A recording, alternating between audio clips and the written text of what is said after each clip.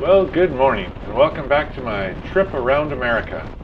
I spent the night in a hotel, the National 9 Inn in Gillette, and I did that because it was starting to rain and the forecast was for heavy rain and flooding in lots of areas.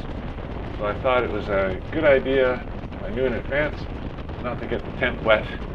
And keeping everything dry is always something you want to do on a motorcycle trip. So I stayed here, and it was an incredible deal. So this is a budget inn, and it's actually attached to a casino. So I wasn't really sure what it was going to be like, but it was quiet and pleasant, and it was only $54. That was including the taxes, and that included also a hot breakfast, which had 2 eggs, 2 pieces of bacon, hash browns, 4 large pieces of sourdough toast, and an orange juice. It was all included. And really excellent value.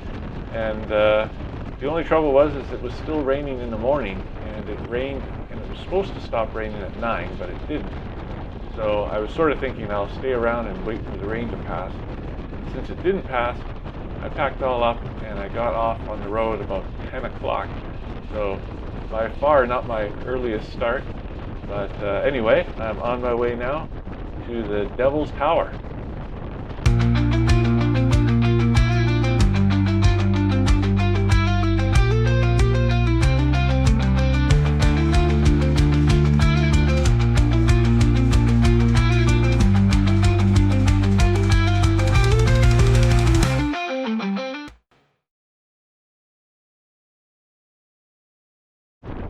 Well, it never really makes sense to try to outweight the rain, especially when you're going west to east.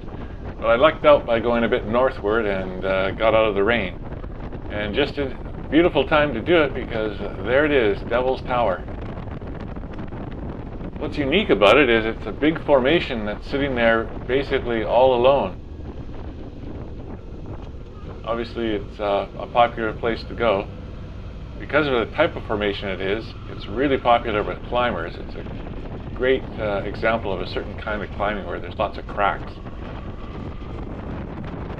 Scientists they have some debate about the actual formation, but everyone agrees it was basically a big magma bubble from under the ground that bubbled up and created the mountain. Some of the other processes are unknown. There's lots of hiking here, and as I said, climbing. I just really wanted to come out and see what it looked like, and then I'd be back on my way. Alright, well, let's cover the route that I took today. I left Gillette and went past Pine Haven on my way to the Devil's Tower, as you've already seen. And from there I detoured back and then crossed over to Sundance, where I took the I-90 just to get some speed, and went to the very famous motorcycle town of Sturgis, where they have a huge motorcycle rally every year. Then I went to Deadwood, home of the TV series, and they've got it set up to celebrate that fact. Then I went and saw Mount Rushmore, and finally the Crazy Horse National Memorial.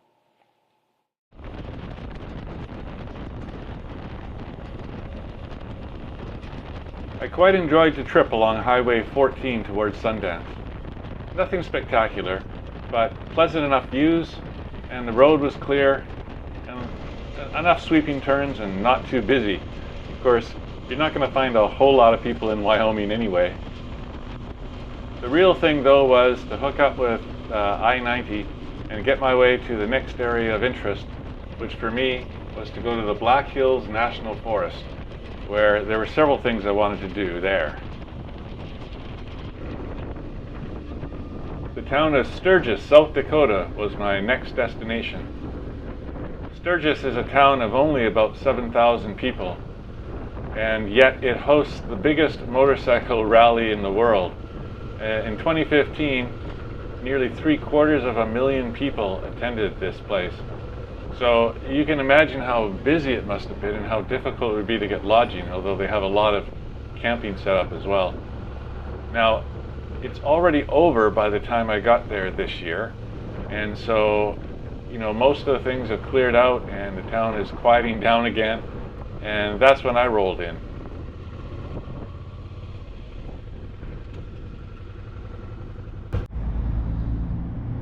So as the sign says, welcome to Sturgis.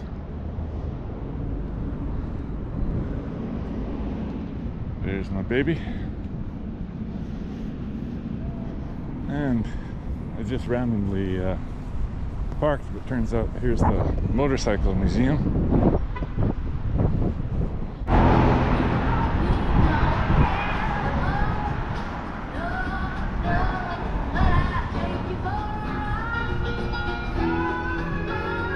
The Knuckle Saloon. I discovered it's actually a bit weird going to a place that's so well known for a specific event. I felt kind of funny buying souvenirs or anything here, because if I did, people would say, "Oh, were you here for the rally?" And I'd say, "No, I wasn't at their rally." And they'd say, "Well, what are you doing there?" The whole thing just struck me as a little bizarre. I talked to some shopkeepers that actually left Sturgis during the rally. They had to. It was part of their contract with their shop. The shop owner rented it out to people for top dollar that would come in just for Sturgis to sell goods. And this regular shopkeeper would leave then and then come back later. Kind of bizarre. And then another shop I was in had all kinds of cool stuff, but he didn't want filming in his shop, so I don't have any record of that, unfortunately. Anyway, it was certainly an experience to see the place. And I'm kind of glad I wasn't here, because it would just be so packed with people. I'm not really sure that's my thing. So you got no weapons, no colors. Thanks for your cooperation. I did capture a really good picture at this mural they had of the rally. So sorry, really no one was there, just me. Sturgis itself is just outside the Black Hills region, and so now I'm heading into it and looking at another famous town, the town of Deadwood. Deadwood is a famous town for history's sake. It was also the subject of a TV show that was very popular back in the day, and I was a fan of that show. The Black Hills proved to be a nice area to ride a motorcycle. Although, again, I think this would be super crowded during Sturgis, and there's, not a lot of passing lanes or anything like that, so you'd basically just be going along at whatever the pace of the traffic is, and you'd be doing that the entire time. The Black Hills region is not really that large. The best part of it, though, is the Needles Highway, and that'll be part of tomorrow's trip, so the next episode in this series. So stay tuned for that. But I was definitely just enjoying myself on these roads. They flowed nicely, and it was nice to be in the hills and in the trees.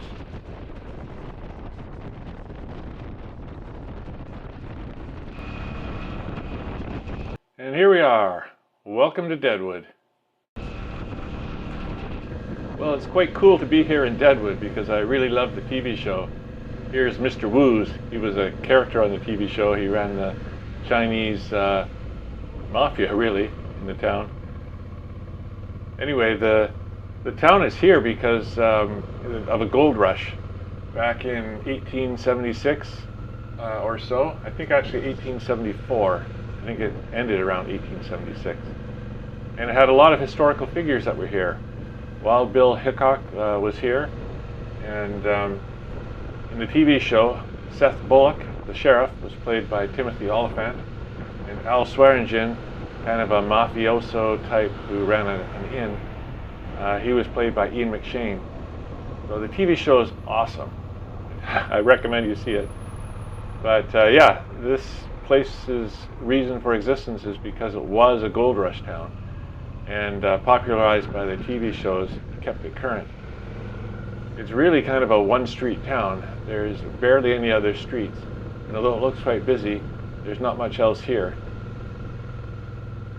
Strangely, it was really hard to park here, and there was a fair bit of tourism even at this time of year. So in the summer, I guess, arrive early if you want to come here. They do have a lot of parking on the outskirts, but nothing really in the town itself. Anyway, I didn't get any footage in the town itself, and I didn't stay long, but nevertheless, it was cool to see all the signs and the people in character like this guy.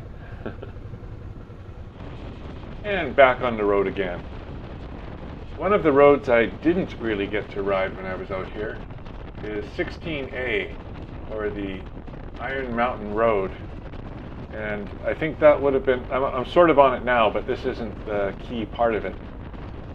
If you're out in this area, I think that is a road you'd want to hit. It does look spectacular. I kind of didn't know about it when I was out here, and I had so many other things to do, including finding this place. So right here is Mount Rushmore. You can see the heads there on the mountain, and of course it's probably kind of small, but I pulled over here because it looked like a good spot. Now, in person, I could see quite well, but I realized that on the GoPro, that's pretty far off in the distance. So here's a more close-up shot. It's actually taken at the same spot. As I got closer to Mount Rushmore, I didn't actually find that I had any better views. That spot up in the road turned out to be one of the best places to see it. I'm sure there's some good spots if you actually go into the entrance and pay the fees, but well, this is a motorcycle trip, so I didn't need to do that. Now I'm on my way to my final destination for the day, which is the Crazy Horse Memorial. And isn't it interesting? Here, look at these rock formations. I was talking earlier about missing the Iron Mountain Road, and sort of, it's now on my to-do list next time I'm in the area. But I think the truth of the matter is, there isn't any bad roads in the Black Hills. So no matter where you go, I think you're going to have a good time. And for those of you thinking, yeah, but what about Needles Highway? Don't worry, I'll get there, but that'll be tomorrow.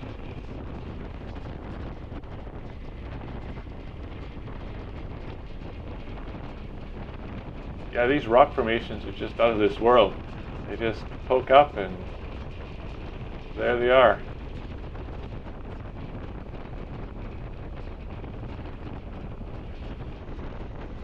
I don't even know how to begin talking about the next place I'm going, the Crazy Horse Memorial.